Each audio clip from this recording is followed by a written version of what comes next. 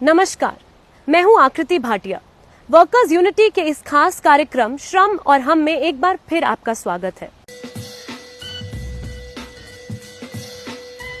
जिस दिन मोदी की भारी बहुमत से एक बार फिर जीत हासिल करने की खबरें जब पूरी मीडिया में छाई हुई थी, तब एक और खबर धीरे धीरे मीडिया में अपनी जगह बना रही थी। जानते हैं वो खबर क्या है? वो खबर थी कि इस मजबूत मोदी सरकार को आने वाले 5 सालों में क्या क्या करना चाहिए। एक खबर थी इंडियन एक्सप्रेस की और दूसरी एक विदेशी मीडिया कंपनी के भारतीय वेंचर ब्लूमबर्ग क्विंट की। और जानते हैं उन खबरों में क्या था? जमीन अधिग्रहण एक्ट यानी लैंड एक्विजिशन एक्ट और लेबर लॉ में बदलाव लाने के सुझाव दिए जा रहे थे, वो भी पूंजीपतियों की ओर से। इंडियन एक्सप्रेस में कनाडा के पूंजीवादी अर्थशास्त्री अमर्त्य लहरी ने लिखा है कि भारत के विकास के सामने बहुत बड़ा चैलेंज है। देश के पास अब समय नहीं है, उसे अभी से ही शुरू करना होगा। मोदी को फिर से जो इतना भारी बहुमत मिला है, उससे उन्हें इतनी आजादी मिल चुकी है कि वो लंबे समय से चली आ रही जमीन अधिग्रहण और श्रम कानूनों में बदलाव की मांग को पूरा करें। तो क्या कहीं मोदी को इतनी भारी बहुमत इसीलिए तो नहीं मिली ताकि इस तरह के कानूनों में तेजी से बदलाव ला पाए? कुछ लोग तो ऐसा ही कह रहे हैं। आपको बता दें कि 2013 में जब से जमीन अधिग्रहण कानून बना है, पूंजीपति वर्ग इसका पुरजोर विरोध कर रहा है। इस कानून के अनुसार अगर सरकार या कंपनी जमीन लेती है तो उसे किसानों को 8 गुना तक मुआवजा देना होगा। ये मांग मनमोहन सरकार के जमाने से चली आ रही है। पूंजीपति वर्ग की दूसरी सबसे बड़ी मांग है श्रम कानूनों को पूरी तरह खत्म कर दिया जाए। आपको याद होगा पिछले 5 सालों में मोदी सरकार ने industrial disputes act, trades union act और अप्रेंटिस एक्ट में भारी बदलाव लाने का प्रयत्न किया था, लेकिन विरोध के कारण वो केंद्र कानून में कुछ खास बदलाव नहीं ला पाए थे। 26 मई 2014 को शपथ लेने के 2 हफ्ते के अंदर मोदी सरकार ने श्रम कानून बदल देने का पहला प्रस्ताव पेश किया था। इन 5 सालों में अप्रेंटिस एक्ट बदल दिया गया।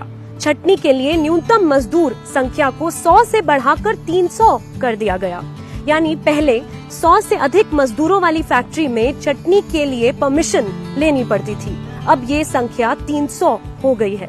तो सीधा केंद्रीय श्रम कानून में बदलाव न लाकर इसे राज्यों पर ही छोड़ दिया और जहां जहां बीजेपी की सरकार थी वहां इसे तुरंत लागू भी कर दिया। कौशल विकास योजना, फिक्स टर्म एम्प्लॉयमेंट, नीम परियोजना जैसी योजनाएं लाकर मोदी सरकार ने परमानेंट भर्तियों पर ताला ही नहीं लगाया, बल्कि फैक्ट्रियों में परमानेंट वर्करों की नौकरियां भी छीनना शुरू कर दिया। साथ ही 44 श्रम कानूनों को खत्म कर 4 संहिताओं में समेटने का काम भी मोदी सरकार ने करने की पूरी कोशिश की है।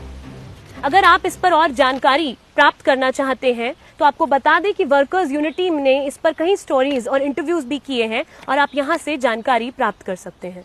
अब आते हैं ब्लूमबर्ग क्विंट की दूसरी खबर पर, जिसमें सुब्रमण्यम स्वामी जो कि भाजपा के नेता हैं, उनका इंटरव्यू छपा है, वो भी 24 मई को, यानी चुनावी नतीजों के एक दिन बाद। इसमें सुब्रमण्यम स्वामी कह रहे हैं कि देश में श्रम कानून बदलने का सही समय आ चुका है। वो कहते हैं कि अगर आप टेक्नोलॉजी का इस्तेमाल बढ़ाना चाहते हैं तो आपके पास ऐसी नीतियां होनी चाहिए जिसमें आप मजदूरों को जब चाहें तब निकाल पाएं। और ये सलाह देते हैं कि अगर निकाला हुआ मजदूर 2 साल तक नौकरी नहीं ढूंढ पाता तो उसे वापस घर भेज देना चाहिए। हो सकता है कि आपको ये सुनकर हैरानी हो रही हो, लेकिन गुड़गांव से लेकर चेन्नई तक, सिडकुल से लेकर नोएडा तक जो 5 सालों में दिखा है वो बस मोदी सरकार का ट्रेलर हो सकता है। मोदी के पहले कार्यकाल में परमानेंट नौकरियों में 2% तक कमी आई थी। औद्योगिक इलाकों की रिपोर्टिंग करते हुए जो हमने देखा उसका ये केवल एक छोटा सा अनुमान है। वैसे भी पूरे देश में कुल नौकरियों का महज 10% ही परमानेंट बचा है। सरकारी विभागों में परमानेंट से अधिक ठेका कर्मचारी हो चुके हैं। लेकिन कॉर्पोरेट कंपनियां तो इससे भी संतुष्ट नहीं है, उन्हें और चाहिए। वो तो ये चाहते हैं कि परमानेंट नौकरियों का परमानेंट खात्मा हो जाए।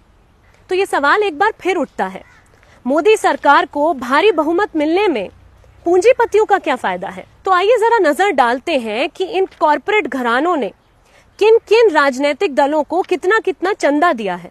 देश के नामी अखबार बिजनेस स्टैंडर्ड की खबर है कि कॉर्पोरेट कंपनियों ने बीजेपी को 2017-18 में 1000 करोड़ रुपए दिए। जितना भी फंड कंपनियों ने राजनीतिक पार्टियों को दिया है, ये उसका 95% है। यानी बीजेपी को छोड़कर सभी पार्टियों को कुल 5% ही कॉर्पोरेट फंड मिला। इस बार के चुनाव में सरकारी खजानों से 3870 करोड़ रुपए खर्च हुए। यानी जितना इस देश का कुल चुनावी खर्चा है, उसका 1/3 पैसा पूंजीपतियों ने अकेले बीजेपी को दिया। क्या हो रहा है ये? पूंजीपतियों ने मोदी के ऊपर कितना बड़ा दांव लगाया है, आप समझ सकते होंगे। और जिस तरह नतीजे के दिन से ही नसीहतें आनी चालू हो गई है, उससे तो यही जाहिर होता है कि इसकी वसूली किसानों और मजदूरों से ही की जाएगी। अब ये तय आपको करना है कि मोदी की इस बम्पर जीत पर आपको जश्न मनाना है कि आने वाले 5 सालों में हकों की लड़ाई में कमर कसनी है। तो आप देख रहे थे श्रम और हम। अगली बार मेहनतकश आबादी से जुड़े और ज्वलंत मुद्दों के साथ फिर हाजिर होंगे। नमस्कार। अधिक खबरों के लिए workersunity.com पर जाइए। फेसबुक पेज और यूट्यूब चैनल को अधिक से अधिक सब्सक्राइब, लाइक, शेयर और फॉलो कीजिए। एक मजबूत मजदूर मीडिया खड़ा करने में अपना हाथ बटाइए।